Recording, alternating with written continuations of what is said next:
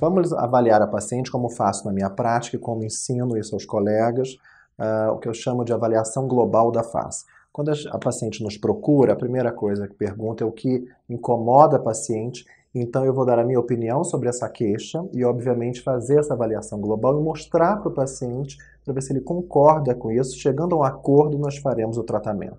Então, quando avaliamos essa paciente, que é super jovem, e a queixa dela sendo o início aqui do bigode chinês aparecendo, primeira coisa eu vou ensiná-la, não é, que o mais importante é a gente avaliar primeiro todo o rosto. Então nós percebemos que o formato do rosto dela é um formato em coração, onde o arco zigomático da parte média do rosto é mais largo do que o terço inferior. Então há um afinamento dessa área, como um triângulo invertido, na verdade. Então isso no paciente jovem como ela é muito, muito bonito, muito belo, é muito delicado, traduz um rosto muito feminino, né, muito delicado, mas com o tempo isso vai comprometer principalmente o terço inferior, porque como não tem estrutura óssea satisfatória, harmônica com o terço médio nessa região inferior, consequentemente o Jowls, que é essa gordurinha malar lateral, inferior lateral, perdão, ela vai aparecer mais facilmente e essa depressão que a gente chama o sulco lábio-mentoniano, ou vulgarmente a ruga marionete,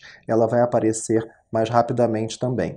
Mas a primeira coisa que ocorre é uma perda, é uma diminuição do volume dessa região e, portanto, consequentemente, o aparecimento do sulco nasogeniano e esse segundo sulco que eu expliquei depois. Então, mesmo o tendão de Aquiles desse formato de rosto dessa paciente sendo o terço inferior da face, nós sempre começamos a preencher essa região daqui, quer dizer, essa região malar. E a avaliação frontal é importante, como a gente começou a fazer, onde o eixo vertical tem que haver uma proporção com o eixo lateral, onde é a proporção áurea, o número de ouro, que nós conhecemos que é 1 está para 1,618. Então aqui 1,618 está a proporção para 1, então essa proporção nessa área está correta, então portanto não é nem uma face longa nem uma face curta. Agora no perfil nós avaliamos essa paciente que a relação entre a maxila e a mandíbula é muito importante, então nós percebemos que ela é uma classe 2, onde a mandíbula, todo esse arco mandibular, a sínfise mentoniana mandibular é muito mais retraída do que a maxila. Portanto, é uma paciente retrognata. Então, o que compromete o aparecimento, a queda dessa gordura mais rapidamente do que o paciente de harmonia nessa área entre a maxila e a mandíbula e, consequentemente, a perda de volume nessa área e o queixo vai ficar cada vez mais achatadinho e com um aspecto irregular nessa região que já está começando a aparecer mesmo ela sendo muito jovem.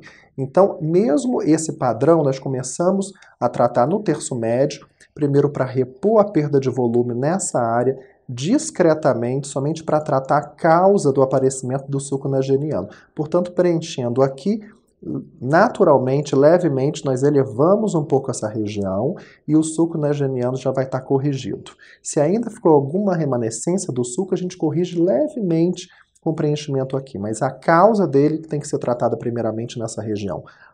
Essa parte que vulgarmente a olheira, que a gente chama de sulco pálpebro malar, ou teatroph, na verdade também preenchemos para elevar um pouquinho, mas a relação da região malar com essa área é muito importante. Nós temos um artigo que eu publiquei sobre essa relação. É importantíssimo primeiro abordar a região malar.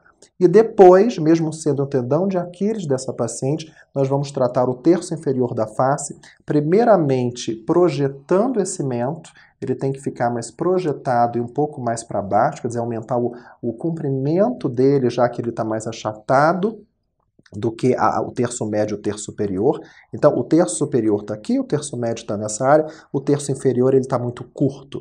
Então, nós avançamos e aumentamos o comprimento desse queixo delicadamente, mas no caso dela, para melhorar a estrutura do terço inferior dela, que é deficitária, essa estrutura, e depois, no mesmo tempo, nós corrigimos essa área e criamos uma área, uma linha mandibular mais harmônica o terço médio dela. Aqui vai continuar mais largo do que aqui, mas de uma maneira com mais estrutura, o que previne o aparecimento, portanto, da ruga do sulco nasogeniano, do sulco lábio mentoniano ou ruga marionete e, obviamente, essas irregularidades na região mentoniana, que é o aspecto peau d'orange, que é o aspecto casca de laranja, que nós vimos aqui com o tempo.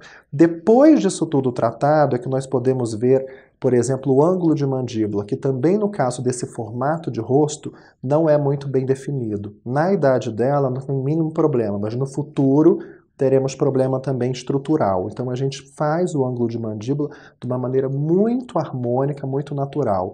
E repetindo o conceito que eu sempre digo, as pessoas não vão perceber que isso foi feito, as pessoas vão perceber que ela está fotografando muito melhor, que ela está muito mais descansada, muito mais natural. É esse que é o conceito. E no final de tudo, portanto, mesmo que seja no mesmo dia, no último tempo de tratamento, aí sim a gente ainda complementa o suco nasogeniano se ainda tiver sobrado algum suco, porque quando a gente preenche essa parte, toda essa região é tratada e melhorada. Então, primeiramente, nós repomos a perda de volume e, concomitantemente a isso, nós podemos mudar com naturalidade para ter uma melhora desse rosto, a estrutura do rosto. No caso dela que é jovem, que praticamente não tem perda de volume ainda, nós só vamos mexer na estrutura do rosto para que ela tenha um envelhecimento mais natural e mais harmônico, com mais estrutura facial. Então seria isso. Então a gente pode mostrar marcação, no caso dela, não é? Falando disso tudo. Então, como eu mostrei, por ser uma paciente retrognata e com formato do rosto em coração, a primeira coisa que nós vamos fazer é tratar essa região malar. A técnica que nós publicamos, que foi o que me projetou no exterior, é justamente marcando abaixo da área da olheira, do suco nasojugal, ou pálpebro malar, e marcando o osso zigomático, nós chamamos de ponto AB, que tem meu nome, esse ponto inicial aqui de marcação. Então nós vamos preencher toda essa região para elevar um pouco discretamente essa área. E quando necessário, quando nós necessitamos deixar um pouco mais largo essa região, no caso de um paciente com rosto muito fino, muito oval, né, que não é o caso dela, nós marcamos o zigoma, o arco zigomático que está aqui nessa região, portanto, e vamos interromper a marcação no final de cauda de sobrancelha, que seria nessa parte. Então, nós, além de preencher essa região, vamos também aumentar um pouco o arco zigomático para ter essa parte mais angulada. No caso dela, nós somente preencheríamos aqui um pouco na junção entre o osso zigomático e a região malar. Não há necessidade de deixar mais larga essa região, pois ela já tem essa parte mais larga do que o contorno inferior. Então, depende, esse é que é o pulo do gato, na minha opinião, depende do formato de cada um, depende da anatomia de cada paciente, ainda levando em consideração as assimetrias. Às vezes um lado está muito diferente do outro, tudo isso nós temos que avaliar. Então, depois que nós tratamos essa área, portanto, recolocamos, quer dizer, reposicionamos essa estrutura, aí nós vamos partir para o mais importante no caso dela, que é o terço inferior. Então, no terço inferior, nós vamos marcar o mento da paciente, a região mentoniana, quer dizer, o queixo dela, uma linha central para determinar a sínfise mentoniana. Vamos palpar a região óssea e fazer uma linha inferior, uma linha superior.